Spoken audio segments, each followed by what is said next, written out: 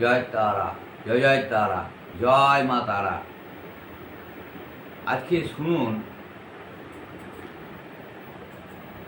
ছেলে মেয়েদের পড়াশোনায় অনেক সময় মন বসে না,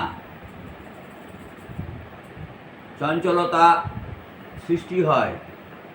বই খুললেই অন্যান্য কথা মনে পড়ে যায়, পড়াশোনায় মতি থাকে না, ভালো লাগে না।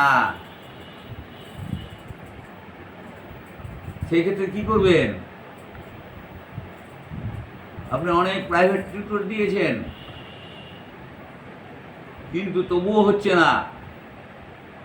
তাহলে কি করবেন? কি করে ছেলে মনে থাকবে? কি করে পড়াশোনায় মতিগতি ফিরবে? কি করে তার মনে চঞ্চলতা দূর হবে? এক্ষেত্রে মা সরস্বতীকে ডাকুন, সরস্বতী দেবীকে। প্রতিটা দেবদেবীর গায়ত্রী আছে, আপনাকে জানতে হবে মা সরস্বতীর গায়ত্রী কি।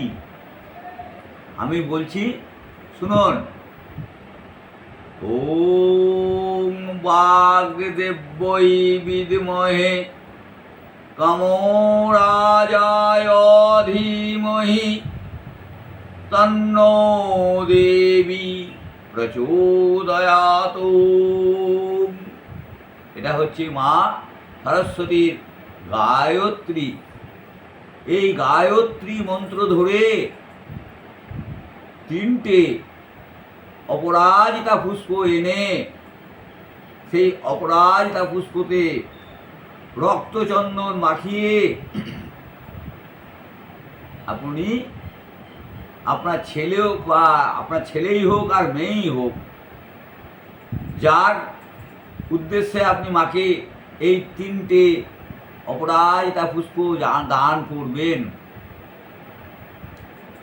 তার নামটা ধরবেন, বলবেন, মা সরস্বতী তুমি বিদ্যা দাও মা, তুমি বিদ্যা দাও মা, তুমি বিদ্যা দাও মা।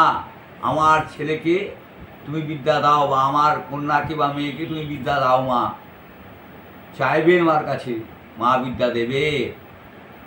না দিয়ে মা যাবে কোথায়?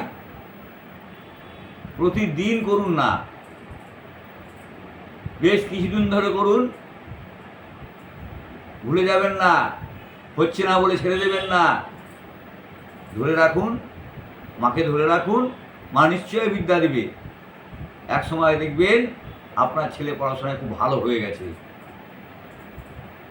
এটা তো হয়, এটা মনে রাখবেন। তারপরে করবেন কি? একটু ধূপ, একটু প্রদীপ মা সরস্বতীকে দেখান, দিয়ে মাকে প্রণাম করুন। জয় জয় দেবী চরাচর সারে, কুচো যুগ শোভিত মুক্তাহারে, বিনা পুস্তক রঞ্জিত হস্তে, সরস্বতী ভগবতী ভারতী দেবী নমস্তুতে। সরস্বতী দেবী মহাভাগে বিদ্যে কমললোচনে, বিশ্বরূপে বিশালাক্ষী বিদ্যাং দেহি নমস্তুতে। জয় মা সরস্বতী জয়। তিনবার বলে মাকে আপনার ছেলে মেয়ের মনের কথা, পড়াশোনার কথা বলুন। মা নিশ্চয়ই আপনাদের ডাকে সাড়া দিবে। জয় তারা, জয় তারা, জয় তারা, জয় জয় তারা।